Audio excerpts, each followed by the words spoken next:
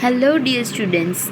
Today, from your paper of History of English Language, we will study Unit 4 Language, Society, and Identity. This unit will help to understand how English evolves in response to social, cultural, and technological changes, especially in multilingual contexts like India, our country itself. We will examine how English functions in society, how it adapts to local realities, and how it reflects identity. So, let us first decide what are the learning objectives for this lecture. See, these are your learning objectives. By the end of this session, you would be able to understand how English has evolved socially and linguistically, to define and distinguish bilingualism and multilingualism, to analyze the Indianization of English, to explore phonological, grammatical, and syntactical features of modern English, to reflect on how language shapes identity and social interactions. So, let us first begin with language in social context. Language, as we know, is not just a tool, it is a one kind of mirror to society. The way we speak reflects who we are, where we come from, and how we connect with others. English, as a global language, a lingua franca, has absorbed influences from migrations, education, media, and technology. So, let us take for example, even in Shakespeare's time, language was deeply tied to social class and identity, as we can see in the plays of Shakespeare. Let us consider Hamlet's famous line, "To thine own self be true." It's not just poetic, it reflects how language expresses personal and social truth.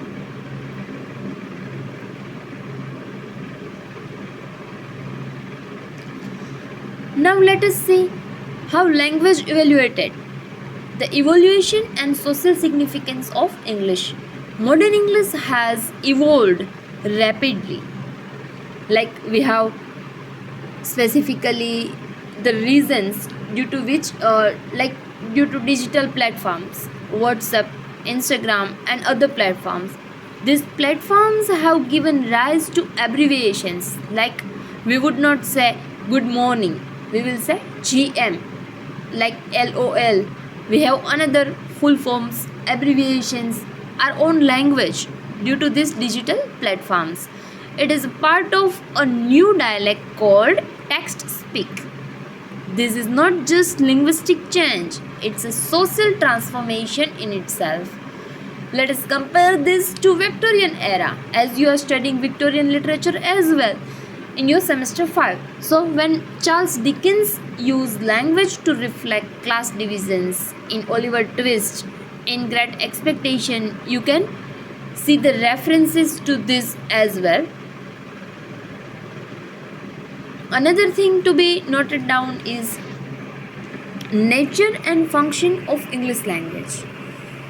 Today, English is multifunctional. It's not just a simple language, it's multifunctional. It is used in education, governance, entertainment, and personal communication as well as professional communication.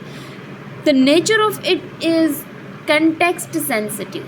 It shifts between formal and informal registers depending on audience and purpose of communication. In India, code switching is quite common. A student might speak English in class, Gujarati at home, and a mixture of both with friends. As a student, even as a teachers, we are doing the same. At college, at university, we are speaking English, no doubt, in the class. But at home, we need to speak in Gujarati. Somewhere with friends, colleagues, we can use both the languages. So this mirrors how Dickens used different registers for different characters, formal for some characters, colloquial for some other characters. If you read his novels line by line, you will just come across these references. Now If we look at English, it also acts as a bridge language. It connects people to global knowledge while preserving local nuances as well. It is not just about grammar, it is a vehicle for emotion, creativity, and belonging. Now, one more important topic from this unit, and that is bilingualism and multilingualism. So, better we understand definition or the key terms of this, and that is bilingualism. What is bilingualism? It simply means to the ability to use two language proficiently. Here examples are also given. And multilingualism means the ability to use three or more languages. If you are using two languages, you are bilingual, but if you are capable of using more than 2 to 3 languages, then you can be considered as multilingual. So in India, both these things are common. For example, someone might speak English and Gujarati, bilingual. English, Hindi, Tamil, or we as a Gujarati people, English, Hindi, Gujarati. Somewhere we also know Sanskrit as well. So the multilingualism, it enhances cognitive flexibility and cultural empathy. It connects with both. We can say share the example from Shakespeare's plays like Henry V.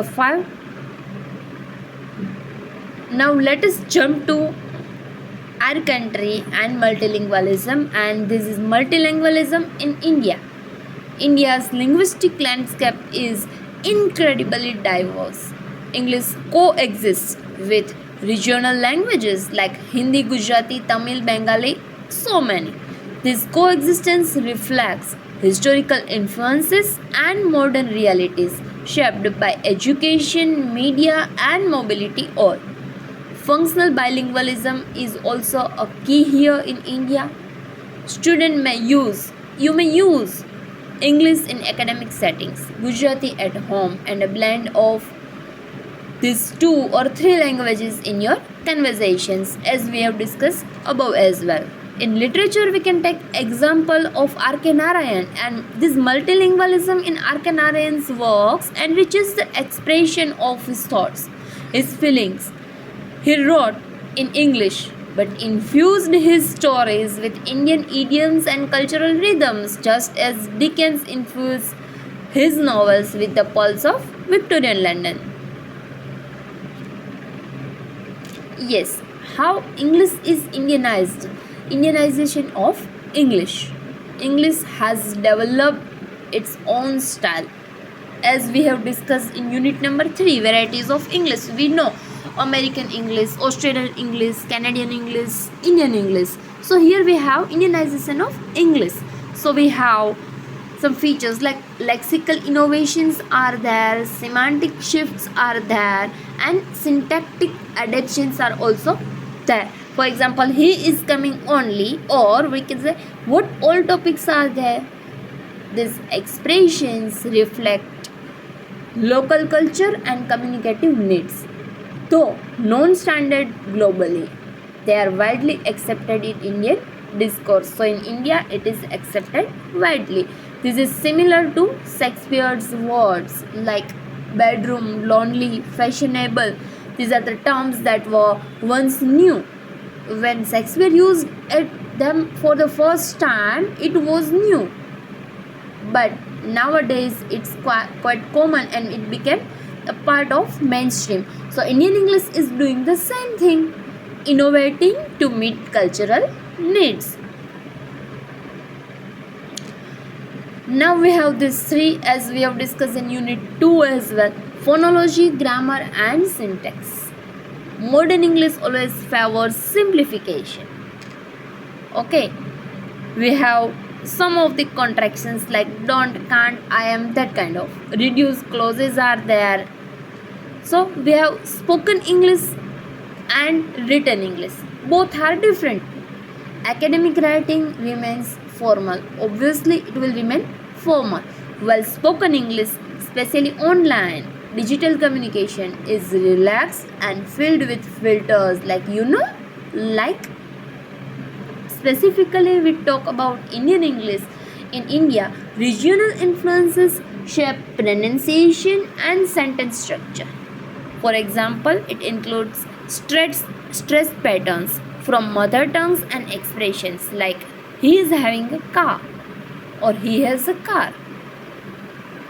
Such examples are also found in Great Expectation by Charles Dickens, Joe Gargery is speech in Great Expectation. It is phonetically spelled to reflect his working class background. Last important point to discuss, language and identity. We all know identity crisis. It is the main theme we discuss in majority of the works in literature. Here we have language and identity. It is deeply tied. So it helps us express who we are and where we belong. In multilingual societies like India, language becomes a tool for negotiating identity across different social spheres. We just have discussed the example of Great Expectation that you can relate it with here as well. If we look at your questions, you can have one question of 4 marks like what is the role of language in identity formation. So you can relate that to here. Let us just summarize what we have studied so far. First point, we have studied English evolves with society, shaped by technology and culture. Another thing is bilingualism and multilingualism. They are central to Indian communication. Third point, we learn Indian English reflects local identity and creativity. Another thing, language is not static. It adapts, innovates and connects. Next thing, we have tried to connect all these things with literature to be quite familiar with this topic, because we cannot simultaneously we should study both the topics, language and literature. We should not separate them deliberately. Okay, I hope this lecture will help you understand the dynamic relationship between language, society and identity. That is the heart of this unit, and feel free to reach out with any question or reflections. Thank you. All the best for your examination.